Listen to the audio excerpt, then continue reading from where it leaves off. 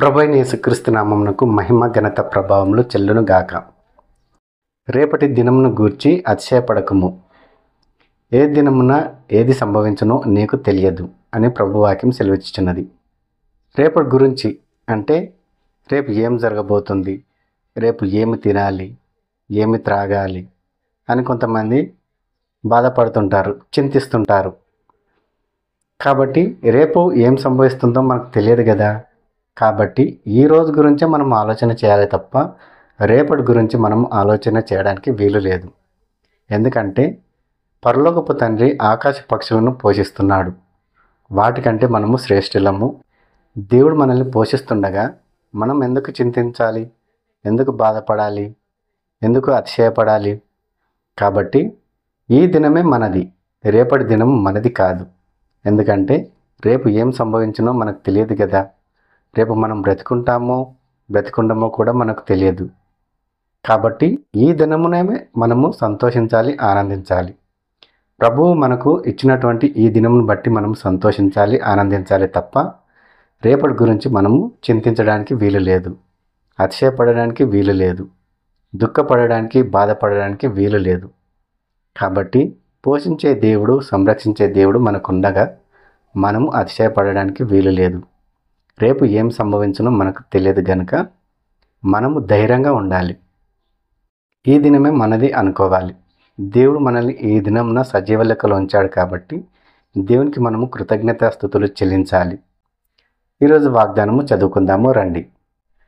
మలకి గ్రంథము 3వ అధ్యాయము 8వ వచనము. మానవుడు దేవుని యొద్ద దొంగిలున్నా, అయితే మీరు నా యొద్ద దొంగిలితిరి. దేని విషయంలో మేము నీ యొద్ద దొంగిలితిమని మీరందరూ 10వ భాగంను ప్రతిష్టార్పణాలను ఇయ్యక దొంగిలితిరి. ఈ జనులందరూ నా యొద్ద దొంగిలిచూనే ఉన్నారు, మీరు శాపగ్రస్తులై ఉన్నారు. మానవుడు దేవుని యొద్ద దొంగిలున్నా, అయితే మీరు నా యొద్ద దొంగిలితిరి. దేని విషయంలో మేము నీ యొద్ద దొంగిలితిమి అని మీరందరూ దశమ భాగములు, ప్రతిష్టార్పణాలు ఇయ్యక నా యొద్ద దొంగిలితిరి. ఈ జనులందరూ నా యొద్ద దొంగిలిచూనే యుందురు, మీరు శాపగ్రస్తులై ఉన్నారు అని ప్రభువాక్యం సెలవిస్తున్నది. కాబట్టి మనుషులు దేవుని యొద్ద దొంగతనం చేస్తున్నారు. ఎలా దొంగతనం చేస్తున్నారు? దశమ భాగములు ఇయ్యక, ప్రతిష్టార్పణాలు ఇయ్యక, కానుకలు సరిగా ఇవ్వక దేవుని యొద్ద దొంగతనం చేస్తున్నారు. కానుకలు కానీ, దశమ భాగములు కానీ, ప్రతిష్టార్పణాలు కానీ అవన్నీ దేవునివి. దేవుని సొమ్ము దేవునికి మాత్రమే ఇవ్వాలి. అలా ఇవ్వకుండా మనం ఏం చేస్తున్నామంటే మన సొంతానికి, మన స్వార్థానికి ఖర్చు చేసుకుంటున్నాం. మన సంసారానికి మనం ఖర్చు చేసుకుంటున్నాం. కాబట్టి ఆ సొమ్ము దేవునిది. కాబట్టి దేవుని సొమ్ము దేవునికి మాత్రమే ఇవ్వాలి. దశమ భాగములు కానీ, ప్రతిష్టార్పణాలు కానీ, కానుకలు కానీ దేవునికి మాత్రమే చెందినవి.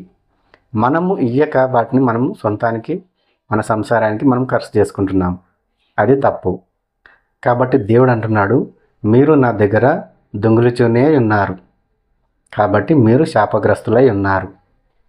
దేవుని సొమ్ము మనం వాడుకోవడం వలన, కానుకలు, దశమ భాగములు, ప్రతిష్టార్పణాలు మనం వాడుకోవడం వలన మనం శాపగ్రస్తులము అవుతున్నాం. ఇంకా మనం వర్ధిల్లటం లేదు అంటే మనము శాపగ్రస్తులం కాబట్టి మనము వర్ధిల్లటలేదు. దేవుడు మనల్ని ఆశీర్వదించలేదు, దీవించలేదు అంటే దాని అర్థం ఏంది? మనము దేవుని యొద్ద దొంగిలిచున్నాం కాబట్టి మనం ఇంకా దేవుని ఆశీర్వాదాలు, దేవుని దీవెనలు మనం పొందుకోలేకపోతున్నాం. కాబట్టి దేవుని యొద్ద మనం దొంగతనం చేయకుండా దేవుని సొమ్ము దేవునికి కరెక్ట్గా మనం ఇచ్చినట్లయితే దేవుడు మనల్ని ఆశీర్వదిస్తాడు, దీవిస్తాడు, మనల్ని వర్ధిల్లింపజేస్తాడు.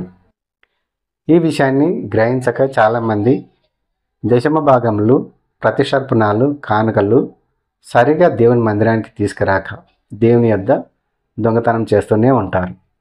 కాబట్టి చాలామంది, అనేకులు శాపగ్రస్తులు అవుతున్నారు. కొంతమంది దశమ భాగంలో కరెక్ట్గా ఇస్తున్నారు, ప్రతిష్టార్పణాలు కరెక్ట్గా దేవుని యొద్దకు తీసుకొస్తున్నారు, కానుకలు దేవుని సన్నిధికి కరెక్ట్గా తీసుకొస్తున్నారు. కానీ మరికొంతమంది ఇవ్వక శాపగ్రస్తులు అవుతున్నారు. ఇంకా వర్ధిల్లట్లేదంటే ఎలా వర్ధిల్లుతారు? ఇంకా దీవింపబడట్లేదు అంటే ఎలా దీవింపబడతారు? కాబట్టి దేవుని సొమ్ము మనము దొంగతనం చేయడానికి వీలు లేదు.